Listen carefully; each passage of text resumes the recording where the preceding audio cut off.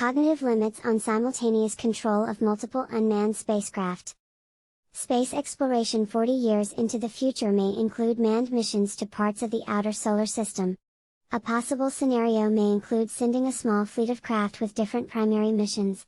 For example, a trailing spacecraft of nuclear-powered electromagnets designed to shield the manned part of the fleet from solar radiation, halo spacecraft with powerful radars to scout for incoming objects, exploration and mining craft, etc. The fleet could regularly travel out of unaided visual range of each other, joining up when necessary for maintenance, exchange of materials such as fuel, or other necessities. Piloting these multiple craft could be economically accomplished if only one remote pilot on station at a time was necessary. The cognitive limitation of a human astronaut and his ability to perform the multi-vehicle piloting task is the focus of this paper, as little work has been done in this specific area. However, a large body of cognitive research on the limitations of object supervision and tracking for the task of air traffic control, ATC, exists. Additionally, there is an emerging body of research concerned with multiple unmanned vehicle piloting for heterogeneous missions. These are the two areas reviewed in detail as they relate to possible spacecraft missions. Pilots develop an internal mental representation of the identity, position, mission, and current direction of relevant objects. This is referred to colloquially as the big picture. The primary research question we seek to answer is whether there is a cognitive limit to the number of objects that can be monitored and tracked within the big picture. Secondarily, we seek to find whether this maximum number is limited by the complexity of interaction, how those limiting factors are described, whether there is a real-time objective measure that indicates when a pilot is approaching his maximum capacity, and whether that capacity has been exceeded. The maximum number of tracked objects is highly dependent on the complexity of the piloting and mission tasks at hand. Research is lacking in the area of cognitive limits on the number of spacecraft one pilot could control given any mission scenario. Currently, two models are being used to examine similar activities in air traffic control and remote piloting of multiple unmanned vehicles. In both areas it has been shown the cognitive limits on the number of craft capable of simultaneous control is 16 for simple destination selection, 7 for moderately complex piloting and or mission task completion, and 4 for complex heterogeneous craft. While additional future research may help to increase the automation component of aircraft and mission control, no current evidence exists to show that a complete mental picture can be maintained for more than about 16 objects at one time, even with external working memory augmentation. However, it has also been demonstrated that physiological variables can be objectively employed to indicate overload. Nominal success has been achieved in classifying physiological states near high workload, thus enabling both prediction and possibly prevention of overload. Introduction. Due to the complexity, duration and numerous support requirements of future manned deep space missions involving exploration, mineral exploitation, and possible colonization, a likely scenario will be the inclusion of unmanned fleets of support craft. Coupled with other requirements, an intensive research program is needed to investigate the cognitive limits on pilots and other operators responsible for the simultaneous control of multiple unmanned spacecraft making up the support fleet. A fleet approach is proposed in an effort to optimize safety and exploratory reach. This research effort would also aim at maximizing the functional efficiency of the mission and reducing the operation costs of unmanned vehicle fleets. In this scenario there is much about the ancillary craft that are automated in both navigation and mission. Many of them will not require full-time piloting, but given that they could be hundreds of miles from each other at any instant of time, they need monitoring to prevent unseen system failure or collision from letting them just disappear one day during the mission like a Martian probe. Accomplishing this monitoring task and the occasional piloting task for multiple craft in the fleet could be economically accomplished if only one remote pilot on station at a time was necessary. We will focus here on the cognitive limitation of a human astronaut to perform the multiple vehicle piloting task. It is not a surprise that there is little work in this specific area. In fact, there were 0 peer-reviewed articles in the major journals concerning remote piloting of multiple spacecraft, published in the last 30 years. There is, however, a large body of cognitive research on the limitations of object supervision and tracking for the task of air traffic control, ATC. There is additionally an emerging body of research concerned with multiple unmanned vehicle piloting for heterogeneous missions. These are the two areas reviewed in detail as they relate to possible spacecraft missions. When a pilot or ATC operator is in control of several craft, they have developed an internal mental representation of the identity, position, mission, and current direction of each object tracked. This is referred to colloquially as the big picture. This mental representation is also called situational awareness. Keeping all of the information about all of the objects straight as long as they are in scope is the goal. The primary research question we seek to answer is whether there is a cognitive limit to the number of moving objects that can be maintained in the big picture. Secondary questions are whether this maximum number is limited by complexity, how those limitations might be described, whether there is a real-time objective measure that will indicate when a pilot is approaching their maximum capacity, and whether that capacity has been overloaded. For the current treatise we will consider only traditional humans as pilots. Cyborg-enhanced astrobots are a topic for another tome. In discussing cognitive limitations, it is useful to introduce the concepts of task demand, mental workload, and a simplistic model of multiple resource theory. For a given task, the gross level of neural activity required is a representation of the mental demands of the task. Of course, a complex task can demand varied resources such as visual and audio processing, and this is where multiple resource theory enters. Different resources can be considered independent if demands on one resource do not tax the availability of capacity of the other. Performance of a task can be high or low. In general, if spare capacity is available, performance is high, and if capacity is limited or exceeded, performance is low. Moreover, task demand enforces a fixed theoretical relationship between mental workload and task performance. Measurement of mental workload. There are three approaches to measuring mental workload in a subject performing a primary task. The first is subjective evaluation, either post hoc self-report questionnaires concentrating on how busy one may have felt, or an experimental observation of activity. The second is performance measures, an objective evaluation of how well the subject completes the primary task, a secondary task, or an experimentally inserted reference task. The final approach is to record real-time physiological measures, with the assumption that increased workload increases anxiety, and this will be exhibited by changes in the autonomic nervous system, ANS. Subjective measurements. Self-report measures are appealing because they get inside the mind that was performing the task. There is no absolute objective scale to measure one person's fully occupied from another person's view of the same state. However, through rating scales and self-drawn graphs, one can obtain an accurate picture of how perceived workload evolved during the experiment. Perceived workload is important because it is what needs to be maintained between a subjective minimum, where attention may wander, and a subjective maximum, where increased emotion may decrease performance capacity. The most frequently used standardized self-report tools are the NASA Task Load Index, NASA TLX or just TLX, and the Subjective Workload Assessment Technique, SWAT. The TLX is a subjective workload assessment based on a multidimensional rating questionnaire.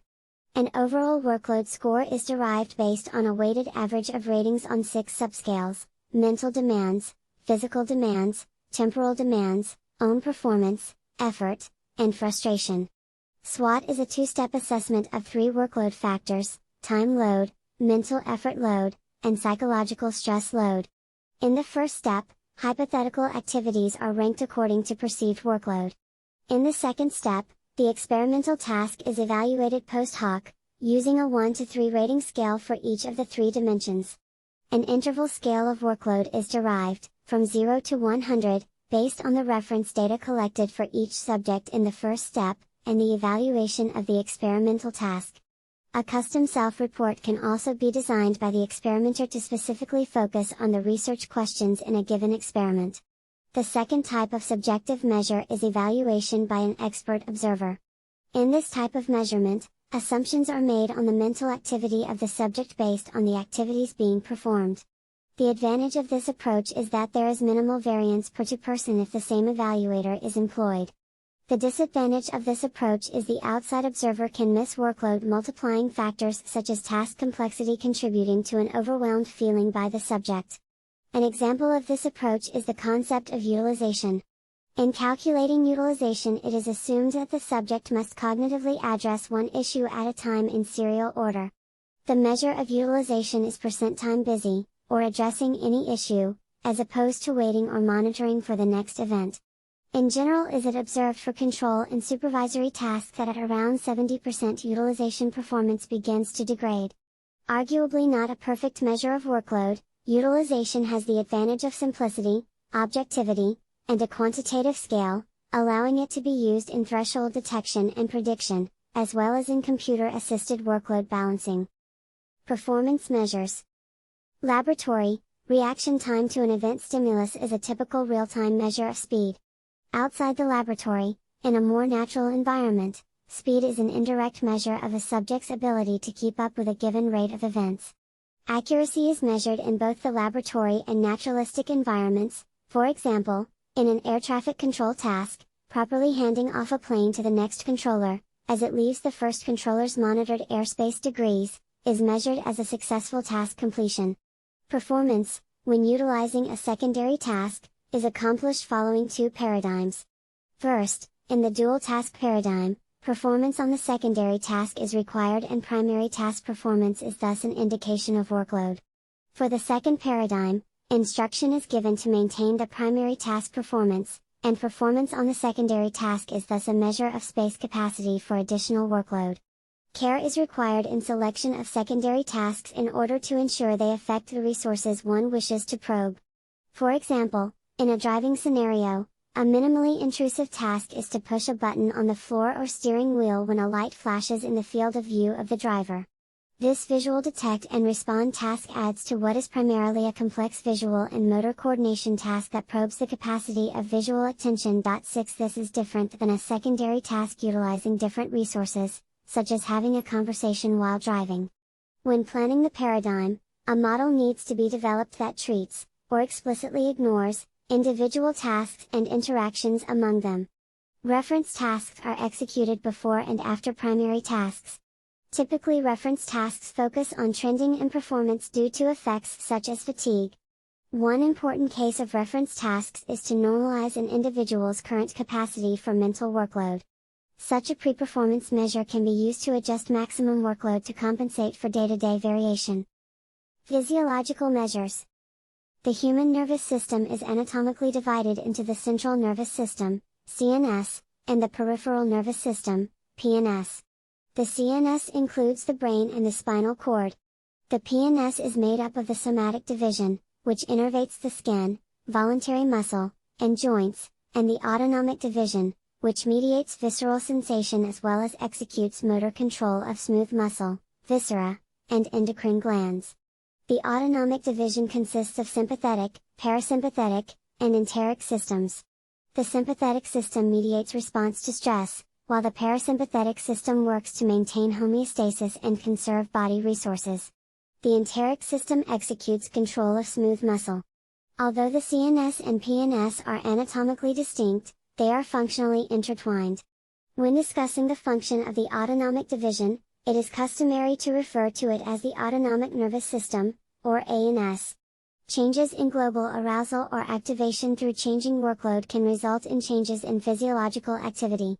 These measures are advantageous as changes are measurable continuously, in real time, and usually unobtrusively in a naturalistic setting.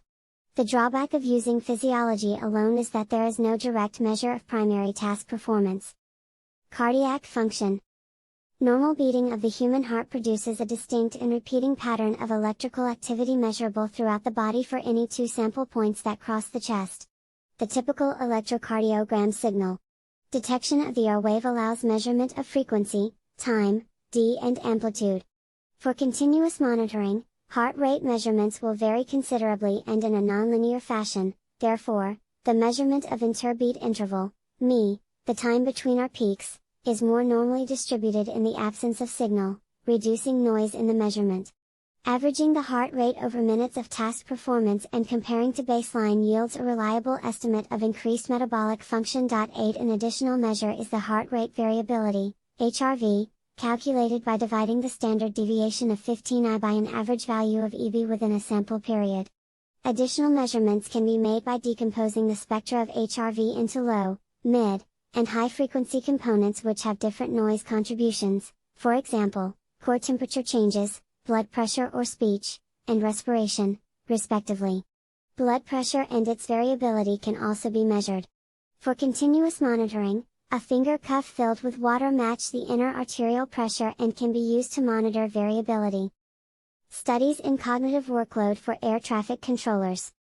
There are a few areas of research applicable as analogs to the piloting of several aircraft. The largest of these areas analyzes the supervisory functions of air traffic controllers, ATC. In a typical ATC duty environment, a single operator is responsible for many fully autonomous aircraft. ATC is either airport-based or en route. Airport-based facilities include ground control, local control for active runways, tower control, and approach control, which in the US is called Terminal Radar Approach Control, or TRACON. A zone of air-controlled space assigned to a specific control center is that center sector. Similarly, a given controller is responsible for a sector of airspace. Between airport-controlled sectors, aircraft are monitored by an en route facility. TRACON is the most cognitively demanding function in this chain. Terminal controllers, as ATCs are called at TRACON facilities, are responsible for departures after takeoff, and approaches and flyovers within about a 50-mile radius of the airport. Approaching aircraft need to be vectored by the controller into an appropriate flight path for landing, avoiding all other aircraft in the air or soon to be in the air, and then handed off to the tower controller for landing and ground instruction. Departing flights and flyover traffic mainly need to be monitored for conflicts. Approaching aircraft are by far the most cognitively challenging in the ATC task. Images of air traffic controller environment and displays are shown in Figure 3. Errors in flight control are called anomalies in the industry. The most common aircraft anomaly is deviation from flight path in en route sectors. This anomaly is corrected by pilots themselves or after instruction from the appropriate ATC. The most common ATC error is miscommunication between controllers in an aircraft handoff between sectors. A study in 1997 by the National Academies showed that ATC errors occurred in both high and low workload conditions, as predicted by overload and disengagement. 2 degrees. In looking at the cognitive limits in ATC, we should seek where typical controllers enter the B region of workload. Traffic load defined as simply the number of aircraft does not by itself show the complete picture of ATC workload. In a study of professional controllers in 2006, Bogue recorded subjective measures of workload and reaction time when static air traffic displays were presented. Displays included air traffic conflicts of differing complexity that required resolution. Complexity in the display was objectively ranked using the method of analysis of relational complexity, MARC. Results showed that a relatively small number of aircraft can greatly increase the perceived workload. Bogue concludes that perceived complexity is the number one factor in determining workload, and that although conflicts are the major source of complexity in the ATC task, and these can be modeled somewhat using a combination of aircraft separation and transition variables, individual differences still have significant impact on when a controller may reach overload.